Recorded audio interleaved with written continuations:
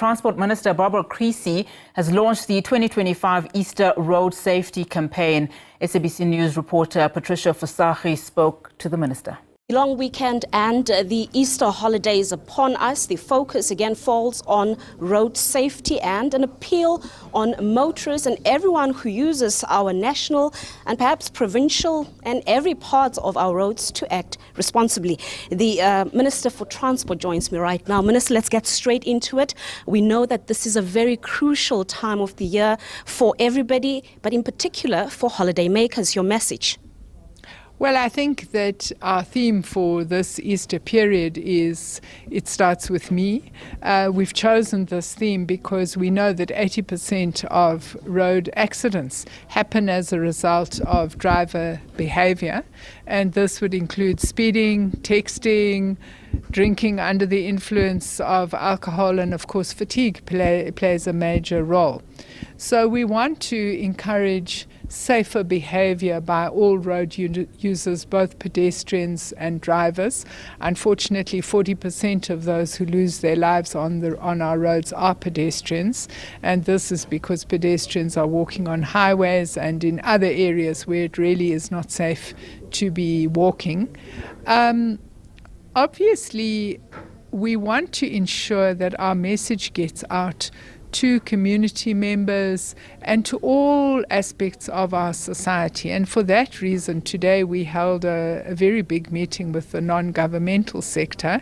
The purpose of that was to try and bring in different aspects of the transport ecosystem, buses, taxis, freight, all of whom are using our roads, to encourage them to check the roadworthiness of vehicles, but also to enhance driver education and driver awareness. Obviously, many of these NGOs also work with communities. They try and make sure that children walk home safely from school. They try and make sure that scholar transport vehicles are safe. But they also help communities understand why it's not safe to cross highways and rather use pedestrian bridges and so on. So in addition to enforcement, and of course there will be enhanced enforcement over this period, we have got our National Traffic Police deployed to major hotspots. We have got all of our provincial and municipal traffic police out on the roads. We're using a flexi shift system so that we should be operating at night when we know that the majority of accidents occur. All of these processes are being activated over the next 6 weeks. I must say that the emphasis on changing driver behavior and enhanced enforcement is paying dividends. And over the last 2 months, we have seen a reduction in accidents. Of course, the road accident rate is still much too high, so we have a great deal more work to do going forward.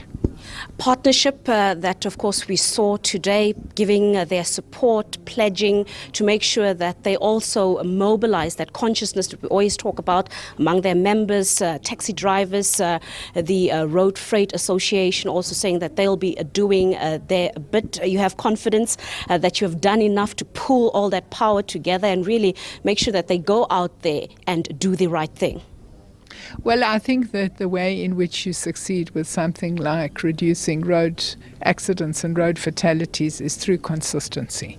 So it can't be a one-off event at Easter and another one-off event at Christmas. It's got to be every day, every week, every month.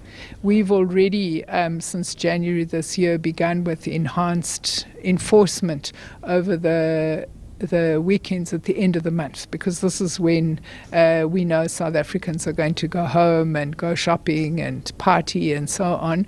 So we've already begun that, and as I say, we're seeing some modest decreases in the accident rate. But I think this is a message we've got to hammer home every day. And what we agreed with all our partners is that we will have quarterly meetings. We will evaluate the partnership on an ongoing basis. And we obviously, where we assess weaknesses, will then be stepping in to try and have enhanced performance. And law enforcement, that's sometimes where all this great effort at times, just goes skew with some of them perhaps not following the law law or being the example that we hope for, what's being done to tackle that particular area to perhaps reduce or completely prevent the culture of bribe that often also plays a critical role in terms of what we see on our roads? I think that's a deeply concerning phenomena, because you have a situation where a few rotten apples are spoiling the barrel. What we found over the festive season is that we've got joint operations centres and joint operations. And when you have national, provincial and local officers working together, it does help with checks and balances, because we know we're not just working with our buddies, we're working with forces from other levels of government. Of course, the public has to report these kind of things, and sadly we do know that many of the public actually offer incentives to be released from heavy fines or arrests in situations, particularly where they're driving under the influence.